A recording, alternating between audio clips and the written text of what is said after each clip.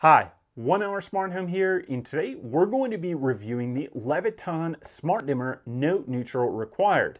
So we've got one of them installed right here, and I've been testing it out for the last couple weeks. It's a smart dimmer switch that's going to allow you to control it from your phone, but it also works with smart voice assistants like Alexa, Google Home, or Siri, so you've got voice control as well. But what's really unique about this Leviton Smart Dimmer switch is that it does not require a neutral wire, which means that it's going to be compatible with wiring in older homes and newer homes. So you don't have to worry about having a neutral wire in your existing switch box. Now, for most homes built after 1980, you're probably going to have a neutral wire in your existing switch box, but not all of them. And a lot of older homes don't have a neutral wire in the existing switch box. And if you don't have a neutral wire, that led to a very limited number of options for smart switches that you could install in your house. And not all of them had the same level of compatibility with voice assistants. And if you wanted to add a neutral wire to your existing switch box or junction box, it often meant you had to run new wiring, and sometimes you might need to open up a hole in your wall. So this smart switch solves that problem with older homes that don't have a neutral wire, or newer homes that don't have a neutral wire, or if you do have a home with a neutral wire, it's going to work with that wiring as well, which means that it's compatible with all wiring types and you don't have to worry about if you've got a neutral wire in there. Now, if you want to learn more about what a neutral wire is, or if you have a neutral wire in your existing switch box and how to identify it, we've got a video that shows that down below, so check that in the description. Now, to install this smart switch, it takes about 10 to 20 minutes, depending on your familiarity with wiring up an electrical switch, but it is easier than most smart switches because there's one less wire that you need to install. You don't need to wire up that neutral wire, which is really great. It saves you a little bit of time, and it can save you some confusion if you've got a really crowded junction box with a couple switches in there or a lot of different wiring. The installation is fairly simple, and we have a video that shows you that down below as well, so check the description for that. Overall, in my testing of this Leviton Smart Dimmer, I have loved it so far, and I have not had any issues.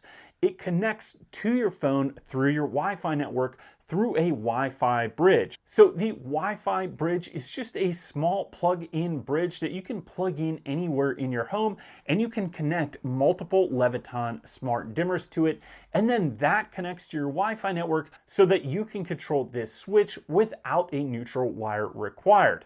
Now let's take a look at some of the functionality on the app and how we can control it from our phone. Now, here we are on the Leviton app, and you can see my smart dimmer right here, and the Wi-Fi bridge is also connected as well. Now, I can turn on and off the light switch from hitting this button right here, but I can also click in here, and I'm going to get a menu and more options. So from here, I can turn it on, or I can turn it off, and you can see that's a pretty quick response. The only reason it seems like it's taking a little bit longer is because I do have it set for a dimmer fade, which allows you to choose how long you want the light switch to take to dim from 0 to 100%.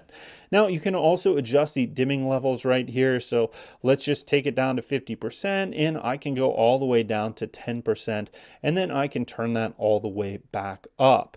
Now, a couple other neat features about this smart dimmer switch is that I can click right here on auto shut off, and I can have this so it's automatically going to turn off after a set number of hours no matter what. So I've got it set for an hour, but if you wanted to save more energy, you could put it at like 15 minutes, 30 minutes, or you could go all the way up to 12 hours here if you wanted. Now, if we click in the device settings, we can change the name of this device, which is great if you are going to use it for voice commands because you need to use that specific device name. Right now, we've just got it set to dimmer, but you could change it however you wanted. Another neat feature is if we click in this advanced settings, we can go to the device options here, and those LEDs that are on the side of the device and the one that's at the bottom, we can adjust those to have those always off or always on, or we can have them so that they turn on when the light switch is on.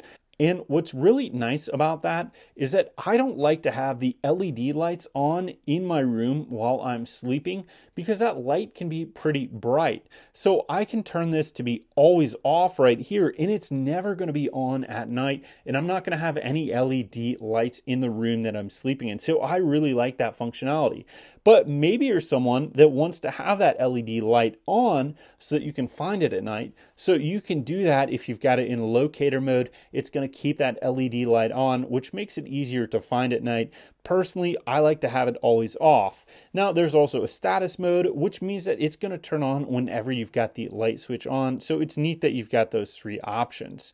Now, the LED bar, you can also change that so you can make it always off, or you can have it show the current status of dimming and those dimming levels. So if you've got it 50% on, it's going to populate those middle lights there, or if you've got 100% on, it's going to show all of them on. So that's really neat. And you can also choose a time duration for that, like 25 seconds. I've got it to 3 seconds or 1 second, or you can have those always off as well. So it's nice to be able to adjust those LED settings on the switch through the app, because a lot of other smart switches don't allow you to do that. And then you're stuck with an LED light on the device that can maybe be too light for you at nighttime. Now here you can go to the preset light level option, so you can have it return to the previous brightness. So if you had it set at 50%, it would always return to 50% then, or you can return it to a specified brightness. So I could put this down here if I wanted to keep everything at the same brightness level all the time. So I like it to go to 100% whenever I turn it on and then make the adjustment, but you could click up here and have it return to the previous brightness, whatever you had it set at. So really neat feature there. Let's go back, and then you've got your bulb options. So you can tune this for incandescent, LEDs, CFLs, Mark 10 or non-dimmable bulbs, and that's just going to make the dimmer work a little bit better. You've got that fade on rate that we talked about a little bit, so you can have that anywhere from 2 seconds up to 25 seconds, so it'll be a gradual fade on or a gradual fade off. But if you want everything to turn on and off right away, you just put it at 0 seconds, and it'll be just like a normal switch, not like a dimmer switch. So you press it, it's going to turn on or it's going to turn off right away, and you'll still be able to dim it, but there's no fade on or fade off. So you can also adjust the fade off down below right there, and we're just going to leave those both at, let's put this one at 2 seconds here, and we're going to leave the other one at 2 seconds as well. Now let's go back, and then the last option we've got here is we can go into our dimming range, and we can choose our minimum dim level, so we can go all the way down to 1%, or we could make it so you could never dim it past, let's say, 30%, or maybe you don't want the maximum level to go too high. So you can go there and adjust either one of those. So I'm going to set these both to where they were, so I'm going to leave this at 10% right there, and I'm going to click out of this, and then we're going to click out again. And we've gone through pretty much all the device settings here. The wireless is if you changed your wireless router and password, you could reconfigure that, but we're not going to do that, and it just shows you how to reset the device there. And then identify device, if you want to figure out which dimmer is which and what you've got named, it'll make it so it'll blink, so you click here, and then the device will actually blink so you can know that that is the correct device that you've got named, which is just a nice feature to help you if you're programming a larger home or you're programming multiple devices. Helps you out to identify which device is which. And then the device health is just going to tell you some of the information about the IP addresses and MAC addresses, so we're not going to go into that. So let's go back again, and we're at the main menu here, and we could just turn this on or off, or go back into the menu options and make whatever adjustments we want. So overall, I've been really impressed with the Leviton Smart Dimmer Note Neutral required for the last couple weeks that I've been using it. I haven't had any issues, and it functions just like my other Leviton Smart Dimmer switches that I have installed in my home, and it works on the Leviton app just like those other switches.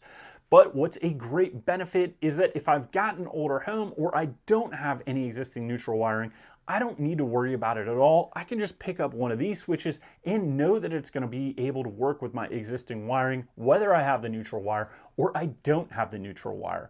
And that's where I have to give Leviton a thumbs up. They address the need for the existing marketplace for older homes, because prior to that, there was only 1 or 2 other options for smart dimmer switches that would work with older wiring that did not have an existing neutral wire in the switch box.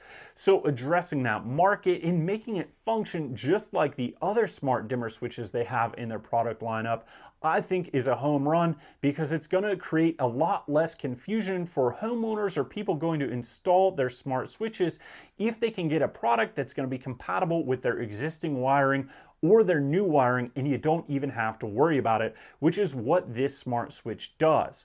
I also think the way that they have it connect to the Wi-Fi bridge is great, because the Wi-Fi bridge is so small and really incognito. You're not going to notice it in your home or in your room, and it only takes up one outlet.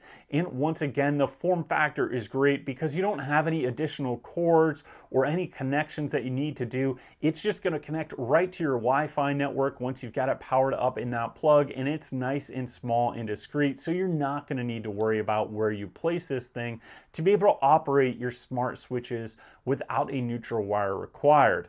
So the small form factor of the Wi-Fi bridge has been great, and in my testing, everything has worked flawlessly.